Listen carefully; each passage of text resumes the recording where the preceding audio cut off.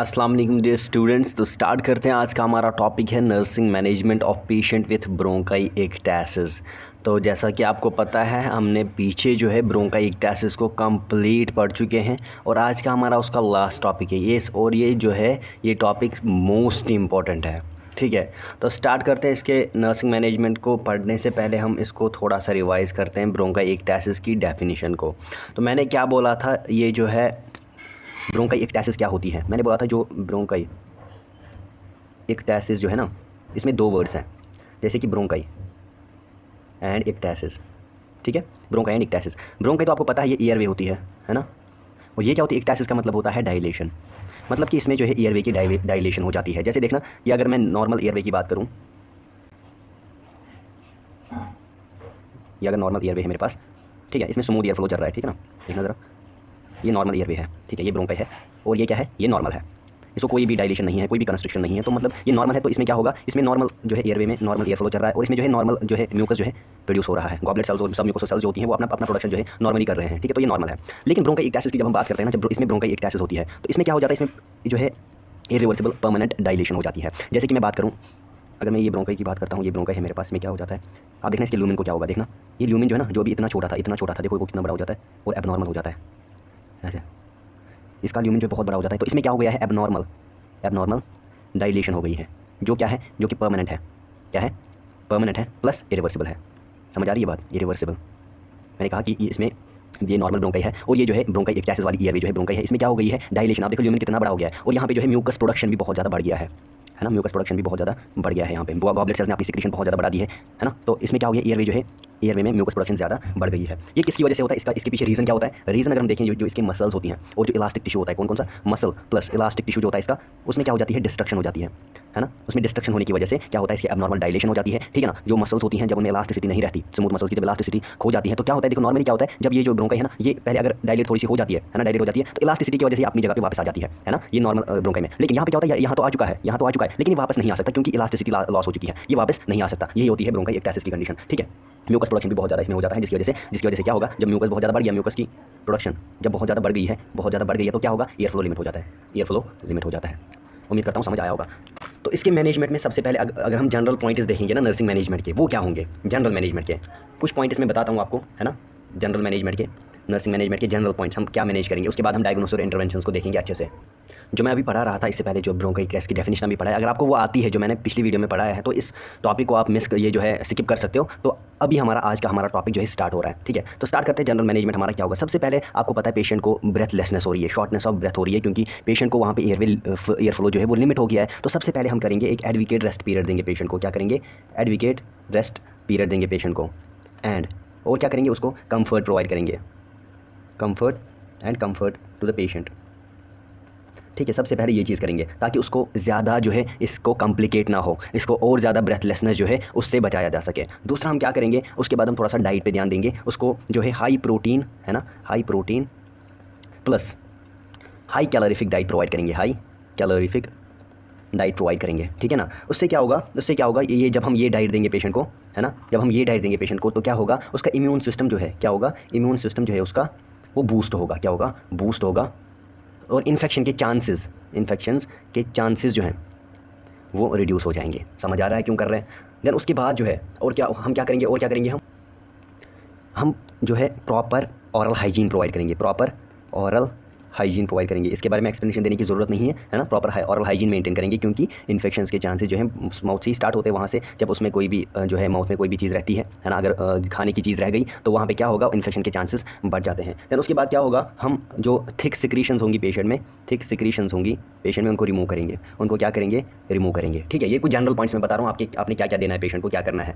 उसके बाद हम डायग्नोसिस पे चलेंगे। और क्या कर सकते हो, हमने जो है, अगर पेशेंट स्मोकिंग कर रहा है, तो उसको एडवाइस देना है, उसको क्या करना है, एडवाइस देना है कि इसको अवॉइड करें, आप स्मोकिंग को अवॉइड करें या कोल्ड टेम्परेचर को भी अवॉइड करें। ठीक है, और उसके बाद क्या कर सकते हो, आप पेशेंट को असिस्ट कर सकते हो इन clearing airway and postal drainage and chest therapy के लिए एनकरेज कर सकते हो पेशेंट को, इसको एयरवे को क्लियर करने के लिए, अगर वो खुद नहीं कर पा रहा उसकी हेल्प करोगे। और क्या कर सकते हो, प्लेंटी ऑफ फ्लूइड्स के लिए एनकरेज कर सकते हो, पूछ सकते हो, ask for the plenty of fluids. ठीक है, प्लेंटी ऑफ फ्लूइड्स के लिए पूछ सकते हो, क्योंकि जब पानी पिएगा, हाइड्रेटेड रहेगा पेशेंट, बंदा जब हाइड्रेटेड रहेगा तो क्या होगा, उसकी म्यूकस जो है वो थिन हो जाएगी और इजीली कफिंग के थ्रू बाहर आ जाएगी। ठीक है, और क्या करोगे, और क्या कर सकते हो आप, एज नीडेड जो है, अगर ज़रूरत होगी तो ऑक्सीजन थेरेपी दे सकते हो, ऑक्सीजन है ना, सप्लीमेंट्री ऑक्सीजन थेरेपी दे सकते हो पेशेंट को। ये हो गया जनरल मैनेजमेंट। अब इसमें पेशेंट को मैनेज कैसे करोगे ना, देखना अब मोस्ट इंपॉर्टेंट है। ठीक है, नर्सिंग डायग्नोसिस और उसके इंटरवेंशन। अगर मैं वैसे लिख के पढ़ाना स्टार्ट करूँगा ना तो उसमें ये बहुत बड़ा वीडियो बन जाएगा, तो यहाँ से समझ लेना, बहुत इंपॉर्टेंट है। ठीक है, तो पहला डायग्नोसिस होगा नर्सिस का, इम्पेयर्ड गैस एक्सचेंज प्रॉब्लम है, और ये ईटियोलॉजी है। क्या है प्रॉब्लम है, aetiology related to decreased ventilation and mucus plugs.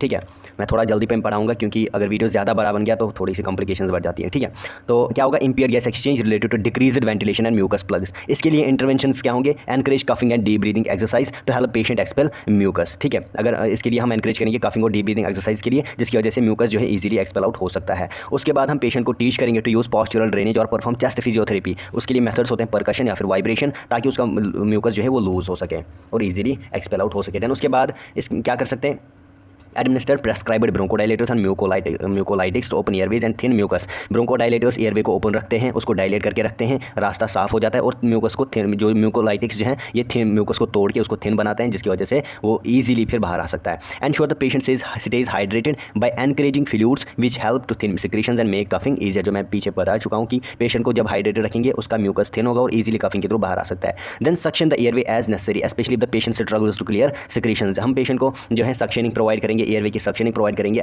Specially कब, जब पेशेंट खुद की सिक्रीशंस जो है क्लियर ना कर पाता हो। देन उसके बाद दूसरा डायग्नोस होगा impure gas exchange is the problem and this is aetiology related to damaged lung tissue. ठीक है, नाउ इंटरवेंशंस क्या होंगे, provide oxygen therapy as prescribed to improve oxygen levels and reduce shortness of breath. हम क्या करेंगे, oxygen therapy देंगे जितना doctor साहब ने प्रेस्क्राइब करा होगा, है ना, ऑक्सीजन लेवल्स इंक्रीज करने के लिए, और शॉर्टनेस ऑफ ब्रेथ को, ब्रेथलेसनेस को या फिर ब्रीदिंग डिफिकल्टी को रिड्यूस करने के लिए। देन उसके बाद हम क्या करेंगे, मॉनिटर ऑक्सीजन सैचुरेशन रेगुलरली। जो ऑक्सीजन सैचुरेशन है, जब हमने ऑक्सीजन थेरेपी दे दी, अब इसको मॉनिटर जो है कंटिन्यूसली मॉनिटर करना, कंटिन्यूसली ध्यान रखना बहुत ज़रूरी है। रेगुलरली यूजिंग पल्स ऑक्सीमीटर का यूज़ करके जो उंगली में लगाते हैं, to assess the patient's respiratory status, ताकि हम पेशेंट के रेस्पिरेटरी स्टेटस को मेंटेन कर सकें। और यूजुअली हमें जो है 90% के अबोव सैचुरेशन लेवल रखनी होती है ऑक्सीजन की। देन पोजीशन द पेशेंट, उसके बाद हम पोजीशन पे ध्यान देंगे, position the patient in high followers और सेमी फॉलोअर्स पोजीशन, ताकि उसकी ब्रीदिंग जो है ईजियर हो। और ये जो हाई फॉलोअर्स और सेमी फॉलोअर्स पोजीशन है, ये मोस्ट इंपॉर्टेंट होती है इस पेशेंट के लिए जिसकी जो है एयरवे डैमेज होगी, किसी भी तरह के एस्थमा हो, निमोनिया हो, COPD हो, कोई भी डिजीज़ हो, तो इनके लिए पोजीशन भी बहुत ज़्यादा मैटर करती है। ठीक है, इसका ध्यान रखना चाहिए। देन उसके बाद क्या होता है, assess for the signs of respiratory distress, किस तरीके का रेस्पिरेटरी डिस्ट्रेस है उसके साइंस हमें दिख सकते हैं, जैसे कि इंक्रीज्ड वर्क ऑफ ब्रीदिंग, जिसको हम लेबर्ड ब्रीदिंग कहते हैं, जिसको हम मतलब बोलते हैं कि पेशेंट कितना टफ हो रहा है पेशेंट को ब्रीद इन करने के लिए। साइनोसिस हो सकता है, bluish discolouration of the skin, जिसको हम बोलते हैं, स्किन में कलर चेंजेस जिसको बोलते हैं, या फिर लंग साउंड्स में चेंजेस हो सकते हैं, जैसे कि क्रैकलिंग, वीजिंग, रॉन्की एक्सेट्रा। ठीक है, देन उसके बाद हमारा तीसरा डायग्नोसिस एक्टिविटी इंटॉलरेंस, ये प्रॉब्लम है रिलेटेड टू डिस्ने, ये ईटियोलॉजी है, जिसको हम शॉर्टनेस ऑफ ब्रेथ भी बोलते हैं। इसके लिए क्या इंटरवेंशंस लेगी, एक एज अ नर्सिंग स्टूडेंट और a nurse, encourage rest periods between the activities and limit strenuous task to avoid fatigue. हम पेशेंट को जो है रेस्ट पीरियड्स प्रोवाइड करें, अगर वो कोई भी एक्टिविटी कर रहा है, कोई भी स्ट्रीनस टास्क कर रहा है, उसको हमें लिमिट करना है ताकि उसकी फटीगनेस कम हो या फिर अवॉइड हो। Help the patient with daily activities such as dressing और bathing to conserve their energy. Patient की एनर्जी को कंजर्व करने के लिए हम पेशेंट की डेली एक्टिविटीज़ में उसको हेल्प करेंगे, जैसे कि ड्रेसिंग या bathing. Monitor oxygen level during activity and provide supplemental oxygen if needed. हम जो है ऑक्सीजन लेवल्स को कंटिन्यूसली मॉनिटर करेंगे उनकी, जब वो पेशेंट जो है कोई भी एक्टिविटी कर रहा है और उसको अगर वो एक्टिविटी के दौरान उसको शॉर्टनेस ऑफ ब्रेथ हो रही है तो सप्लीमेंटल ऑक्सीजन प्रोवाइड करेंगे, लेकिन इसको प्रेस्क्राइब्ड होना चाहिए और ज़रूरत होने पर। ग्रेजुअली इंक्रीज़, हम एक्टिविटी लेवल्स को ग्रेजुअली धीरे धीरे जो है इंक्रीज़ करेंगे जितना पेशेंट को टॉलरेट होगा।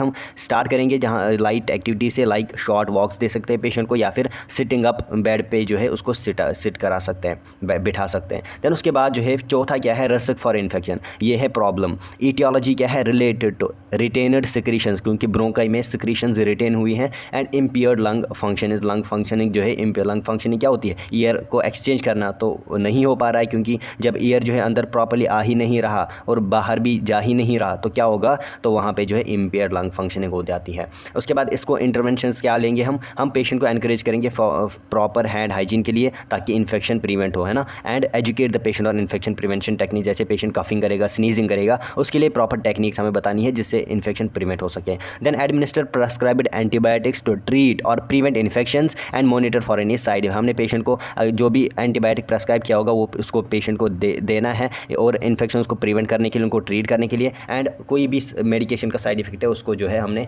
नोट करना है या फिर उसको मॉनिटर करना है। देन उसके बाद क्या कर सकते हैं इसके लिए, encourage patient to clear mucus frequently through coughing or suctioning if necessary to prevent mucus build up। अगर ज़रूरत हो तो पेशेंट को हम क्या करेंगे, कफिंग फ्रीक्वेंटली कफिंग के लिए बोलेंगे ताकि उसका जो है म्यूकस क्लियर हो, सक्शनिंग के लिए बोलेंगे, है ना, अगर ज़रूरत पड़े तो, ताकि उसका जो है म्यूकस जो है ज़्यादा एक्यूमुलेट ना हो, क्योंकि ब्रोंकाई इक्टेसिस है, इसमें ब्रोंकाई डैमेज हुई है और म्यूकस ऑलरेडी बहुत जमा हो चुका है, तो इसीलिए हम क्या करेंगे, सक्शनिंग और कफिंग प्रोवाइड करेंगे, कफिंग टेक्निक्स खाएंगे पेशेंट को। देन उसके बाद क्या है, monitor for the signs of infection such as fever, increase sputum production और changes in the sputum colour. हम इसके लिए साइंस ऑफ इन्फेक्शन के लिए मॉनिटर करेंगे। हमें दिखता है कि जब कोई भी इन्फेक्शन होता है तो पेशेंट को फीवर हो सकता है, इंक्रीज स्पूटम प्रोडक्शन या फिर स्पूटम का कलर चेंज हो जाता है, ठीक है। दैन उसके बाद हम क्या करेंगे, इसके लिए हम प्रमोट करेंगे वैक्सीनेशन को, like flu and pneumococcal vaccine to help the reduce the risk of